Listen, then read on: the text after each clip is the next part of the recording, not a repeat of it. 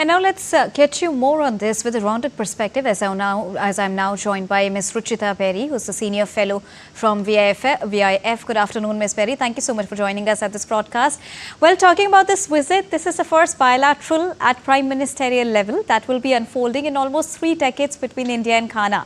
And India has always been very vocal in strengthening the voice of the global south. And we saw that when India hosted the G20 summit too. What is the strategic and economic importance of this very particular visit? Thank you for inviting me. This is a very important visit that Prime Minister is making to Ghana. This is taking place at the Prime Minister level after 3 decades. So it's extremely important that India reconnects with this leading country in West Africa, which is also an important partner for India in the African Union, in the context of African Union, and also the ECOWAS, which is the Economic Community of West African States. So it is important that India reconnects with Ghana, a leading economy and a leading regional power in West Africa, with whom India has had traditional close relations. And also when we talk about it, you would remember that India was the first one to recognize Ghana as a significant partner during its independence struggle as well. And from its independence till now, the relations have always been very warm, but now is the time to flourish it even further. And not only Prime Minister Modi will meet and greet the Indian diaspora in Ghana, but will also speak at Ghana's parliament. How such of the act place India at the diplomatic global map?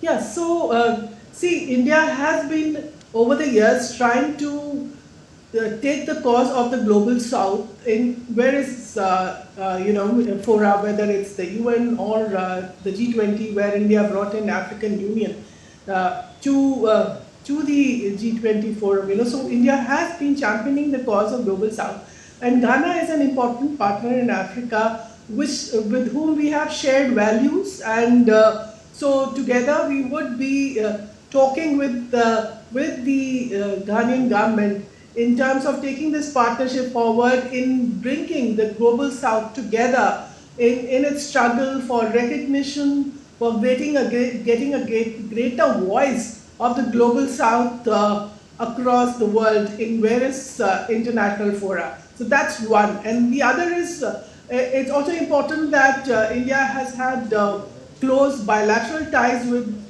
Ghana, both in terms of development cooperation and also in terms of security cooperation. So India would like to enhance its relations with Ghana in these 2 areas. And also when we talk about it, and you just mentioned that Ghana is also a key member of the Economic Community of West African States, which is ECOWAS, which is a regional bloc of 15 countries. How this particular visit will strengthen India's greater access to West Africa?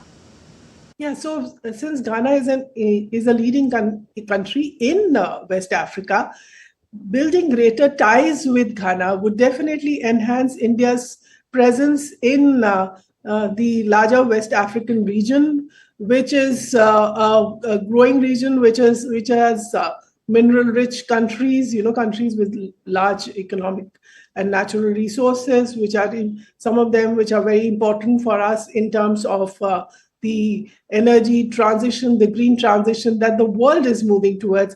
And also, since India is an energy deficit country, is looking for partners to collaborate both in terms of the hydrocarbon sector and in terms of the renewable sector, and Ghana provides an opportunity. So I would say that Ghana would become a gateway to West Africa for India.